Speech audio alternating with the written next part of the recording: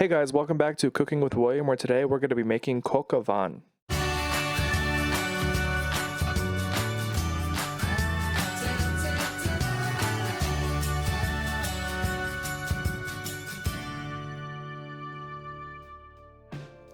Coq Au Vin is a classic French dish and is sort of the chicken version of beef bourguignon.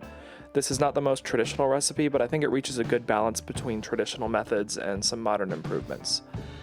We're going to start by browning some bacon. Traditionally, you would use large cubes of bacon called lardons. If you have homemade bacon or a supplier for large slab bacon, this would be great for this dish. You could also do what I'm doing and cube up some salt pork. It's very common in the South and it can serve a similar purpose. It's very salty, but it's going to leach out into the sauce and season the entire dish. If you can't do either of these options, just use the thickest cut of bacon you can and cut it into strips.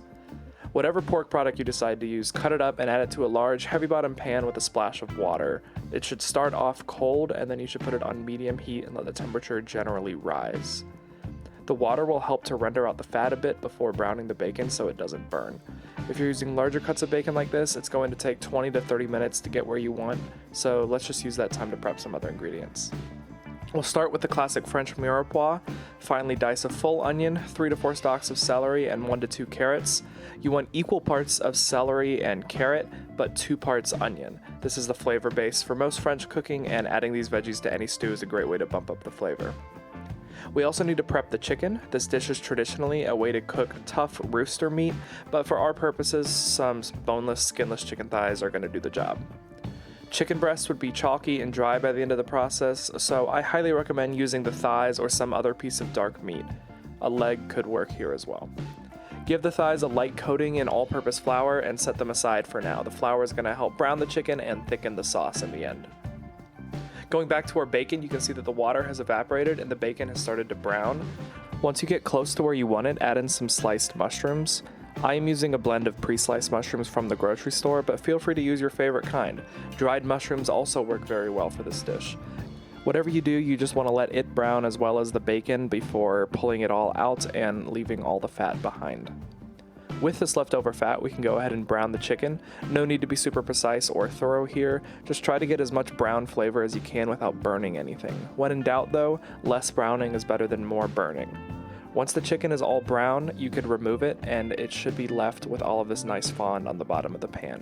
This is pure flavor, and so we don't want to let that burn. Add in your mirepoix, season lightly with salt and pepper. This salt is going to help draw out some moisture, which you can use to deglaze the pan. This just means scraping up all that fond and mixing it in with the veggies. Simmer these for 3 to 4 minutes until they soften and become slightly translucent. You're not trying to caramelize anything here, but a little browning is not going to hurt anyone. Make a well in the center of these veggies and squeeze in a large amount of tomato paste. Fry that in oil until it's just about to burn, and then stop the cooking with a cup of red wine. French if you can, but use whatever you have. Optionally, replace this with chicken stock if you don't want to add the alcohol. Let the red wine reduce and add in your bacon and mushrooms again. Once the wine has reduced by about half, add in about 2 cups of chicken stock. The salt in the stock and the bacon combined should be enough to season the whole dish, so save any seasoning until the end. You can add in some herbs or fresh black pepper at this stage though. Now we can add the chicken back in, bring it to a light simmer, and cover for around 45 minutes to an hour. Check on the stew after about half an hour. If the sauce seems a little too thin, do the rest of the cooking uncovered to help it thicken. Once the sauce is thickened to your liking, keeping in mind it's going to thicken more as it cools, and the chicken is nice and tender, finish the dish by pouring in a handful of frozen pearl onions. These will warm through in the sauce and add a nice extra texture. Be careful stirring in the onions though, as the chicken is very tender at this point and it's gonna fall apart. Now that you're ready to serve, carefully plate up a piece of the chicken and add all the goodies on top. This is traditionally served with some egg noodles just tossed with butter, but rice or bread would also go very well. I'm going to serve it with these homemade Yorkshire puddings, which a video is going to come out soon. I really love the chewy pieces of bacon in this dish. The chicken has become so juicy and gelatinous and it just falls apart with a fork. The pearl onions have a little pop of flavor and everything just seems to come together to make this dish amazing.